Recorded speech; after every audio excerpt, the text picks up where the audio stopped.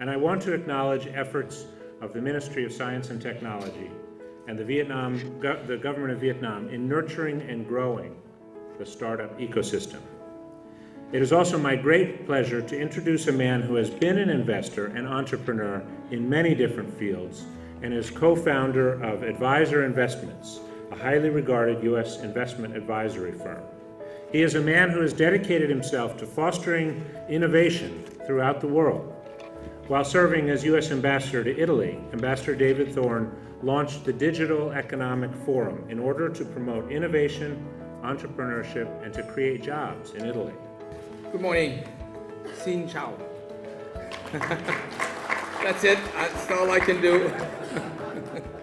But I'd like to begin by thanking Vice Minister Tung. I know that we brought, when I see the spirit of entrepreneurship, I know we brought the Roadshow to the right city and the right country. The American Innovation Roadshow is one of the first activities to happen under U.S. ASEAN Connect, a new U.S. government initiative announced by President Obama at the February U.S. ASEAN Summit in Sunnylands, California just recently. Entrepreneurship not only empowers individuals, it is the driving engine of job growth and prosperity. We'd like to encourage simplifying the process of new business formation and streamlining business dispute resolution. We'd like to encourage improved intellectual property protection and encourage better transfer of key technologies from the university to the private sector. We want to see Vietnam's economy reap the same benefits. What GE has done is we created what we call a lean startup culture within internal, and we name it FastWorks. When GE goes into something digital, we look at it and says, okay, customer is understanding this, customer is getting it, customer likes what we have, bang, let's continue. Then as we move on, and then the second stage of our minimum viable product, then we says, look, customer's not taking this, bang, we pivot. And then we change direction.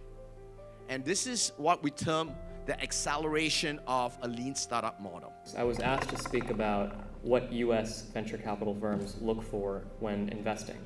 We look for three main things. We look for team, product, and market. It's very, very simple. But if it was that easy, then everybody would be a venture capitalist. And if it was that easy, then everybody would get funding. So team doesn't mean you have a great resume. It doesn't mean you've done all of these great companies before. It just means you have what in America we call hustle. It means you're not willing to take no for an answer. And it means you're willing to be adaptable when things might not be right. We look at what are the next 3 iterations for this company, and how big are those opportunities, and what could they possibly do to get there? So my question is, what are the resources from the US side that we can tap on to learn more about innovation, and whether or not in the future US side has any plan to make Vietnam as an innovation hub for small and medium-sized companies in Vietnam to learn more about innovation as well? Thank you.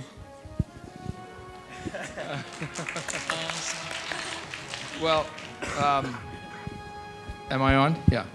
First of all, thank you for your question. And I think I kind of want to begin the answer by saying, you know, one of the things certainly in the State Department we're trying to figure out is what is our role? What can we do and what don't we do? And one of the things that I think we can do very well is convene meetings like this so that people who have the answers to those kinds of questions you know, directly, because it's people like sitting on next to me here who have resources that at least they can offer to help answer that question for you.